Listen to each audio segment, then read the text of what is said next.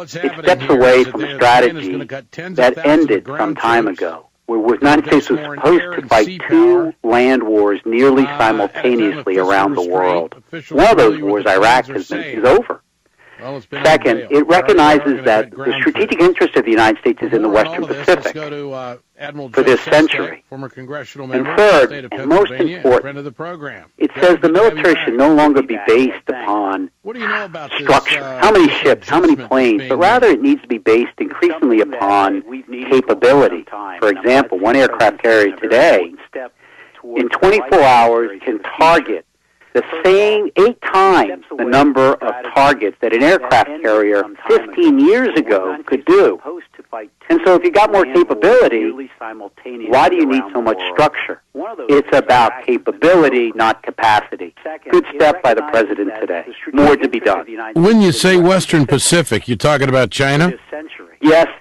It's not something, Ed, where it's the Soviet Union versus the United States.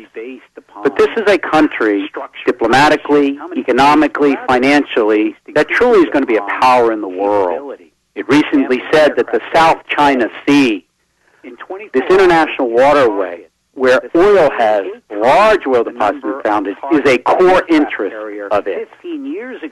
That's the same term it uses when it talks about Taiwan being part of China. In fact, it's already had several short, small naval battles with countries like the Philippines over oil deposits. The presence of the United States, not as though we're going to confront China directly militarily, but to kind of keep an honest broker out there where we and our allies have interest, I think is why, as Mrs. Clinton's recent trip out there emphasized, and so that's why this is something. For example, when I was in the Navy, I advocated, and you can do it with less force structure, not more, if you base our forces correctly. Are we just spending money well, how do I want to say that? Okay, we're reducing budgets, but we're doing it in more of a wise manner. Absolutely. Let me give you an example. China, for example, has 80 submarines today. We've got about 50. Now, do we just want to buy more submarines at $2 billion a pop? Or do we rely upon capability, like I had always advocated, where you have a sensor system, a very inexpensive Coke-can-sized buoy that sit around and can listen acoustically to submarines transiting the South China Sea, and then send it up to an airplane that can just kind of go over and drop a torpedo if you need it.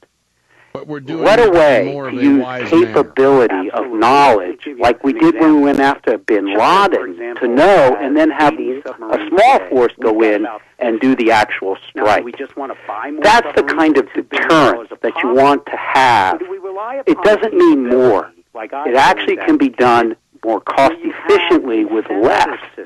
And that's the kind of change we need to have a better military at less cost.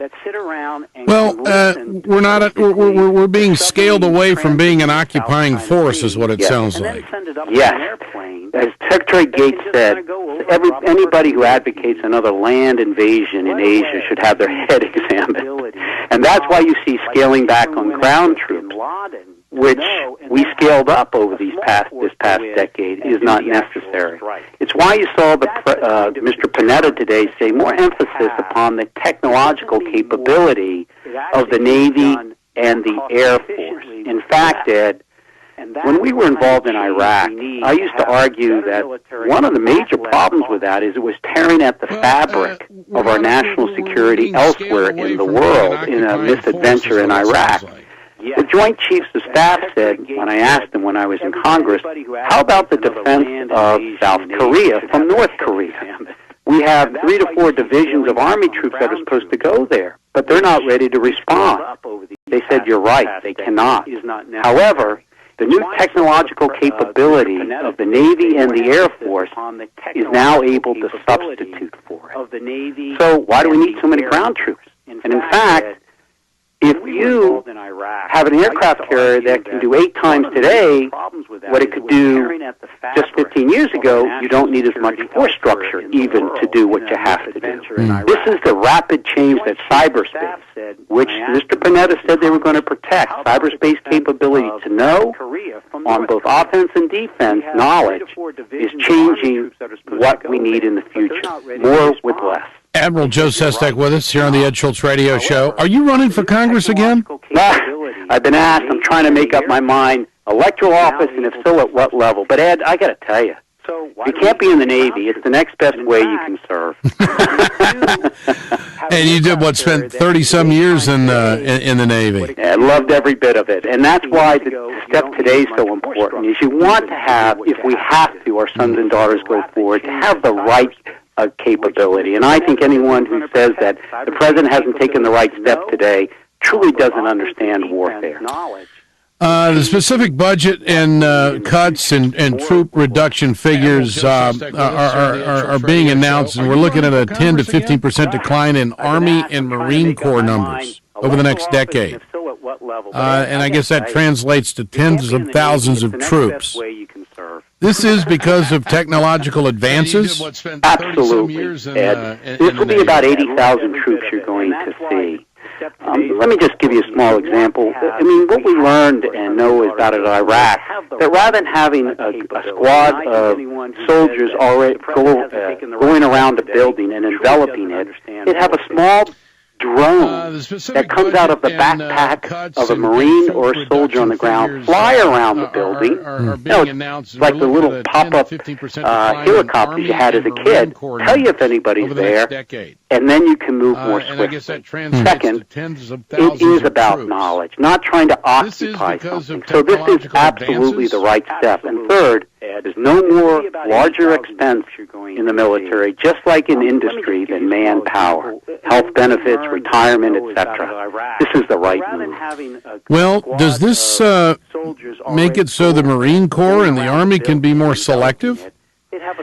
I mean, you just can't, you're not going to do well in high school, go join the military. Are those days coming to an end? I mean, 80,000 short. You know, you raise a great question, Ed, that so few people have asked, particularly in the past decade. When we went to a volunteer army, and as we really developed it through the 80s and the 90s, almost everyone who entered our military had a high school or higher education. During the Iraq venture, we saw us taking, as you well know, such a larger percentage of those who hadn't shown it or demonstrated an ability at that moment in their lives to finish high school. And we waived people who had been involved in some misdemeanors or everything. And we're like anyone else. We want the best. However, I also believe what you just said. It is a chance for a kid to get a step up in a template of quiet discipline, so to speak, and get a road up in life. But if you're going to have a military focused increasingly upon capability, man, I've got to tell you, we need the best of the best. So, yeah, eventually you're going to have to be a lot more sharper if you want to enter the United States military. Joe, run, will you? We want you to run.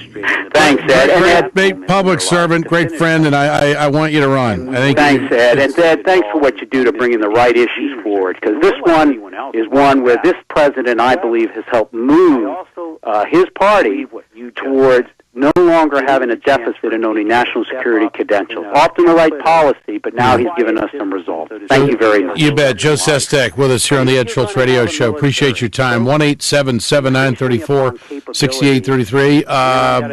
Facebook posting there on the Ed Schultz Radio Show, tweeting out our grandmoms are taking advantage of paying only half the price of prescription drugs thanks to AHC, affordable health care. Yeah. Obama made that happen. Obamacare.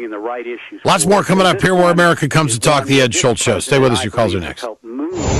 Get connected now. You met a cool guy on the internet. Follow Ed at Facebook.com/Ed Schultz Show. You bet. Joe Sestak with us here on the Ed Schultz Radio Show.